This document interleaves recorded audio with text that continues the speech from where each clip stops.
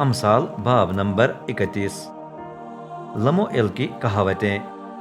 ذیل میں مسا کے بادشاہ لموئیل کی کہاوتیں ہیں۔ اس کی ماں نے اسے یہ تعلیم دی: اے میرے بیٹے، میرے پیٹ کا پھل جو میری منتوں سے پیدا ہوا، میں تجھے کیا بتاؤں؟ اپنی پوری طاقت عورتوں پر ضائع نہ کر، ان پر جو بادشاہوں کی تباہی کا باعث ہیں۔ اے لموئیل، بادشاہوں کے لیے مے پینا مناسب نہیں، حکمرانوں کے لیے شراب کی آرزو رکھنا موزوں نہیں۔ ایسا نہ ہو کہ وہ پی پی کر قوانین بھول جائیں اور تمام مظلوموں کا حق ماریں۔ شراب انہیں پلا جو تباہ ہونے والے ہیں، مے انہیں پلا جو غم کھاتے ہیں۔ ایسے ہی پی پی کر اپنی غربت اور مصیبت بھول جائیں۔ اپنا منہ ان کے لیے کھول جو بول نہیں سکتے، ان کے حق میں جو ضرورت مند ہیں۔ اپنا منہ کھول کر انصاف سے عدالت کر اور مصیبت زدہ اور غریبوں کے حقوق محفوظ رکھ۔ سگڑ بیوی کی تعریف۔ سگڑ بیوی کون پا سکتا ہے؟ ایسے عورت موتیوں سے کہیں زیادہ بیش قیمت ہے۔ اس پر اس کے شوہر کو پورا اعتماد ہے اور وہ نفع سے محروم نہیں رہے گا۔ عمر بھر وہ اسے نقصان نہیں پہنچائے گی بلکہ برکت کا باعث ہوگی۔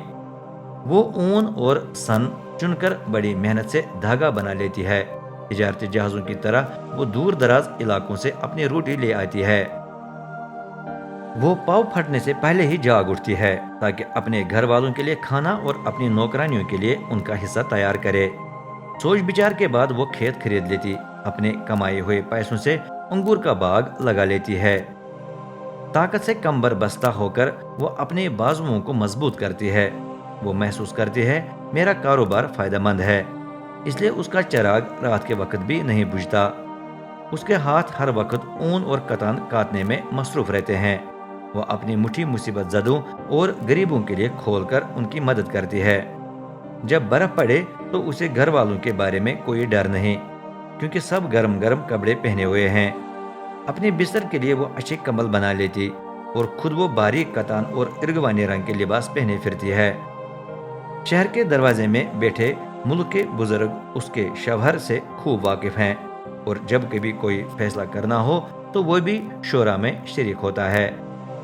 بیوی کپڑوں کی سلائی کر کے انہیں فروخت کرتی ہے، سوداگر اس کے کمر بند خرید لیتے ہیں۔ وہ طاقت اور وقار سے ملبس رہتی اور ہنس کر آنے والے دنوں کا سامنا کرتی ہے۔ وہ حکمت سے بات کرتی اور اس کی زبان پر شفیق تعلیم رہتی ہے۔ وہ سستی کی روٹی نہیں کھاتی بلکہ اپنے گھر میں ہر معاملے کی دیکھ بھال کرتی ہے۔ اس کے بیٹے کھڑے ہو کر اسے مبارک کہتے ہیں، اس کا شوہر بھی اس کی تعریف کر کے کہتا ہے۔ بہت سی عورتیں سگڑ ثابت ہوئی ہیں لیکن تو ان سب پر سبقت رکھتی ہے۔ دل فریبی دھوکہ اور حسن پل بھر کا ہے، لیکن جو عورت خدا کا خوف مانے وہ قابل تعریف ہے۔ اسے اس کی محنت کا اجر دو، شہر کے دروازوں میں اس کے کام اس کی ستائش کریں۔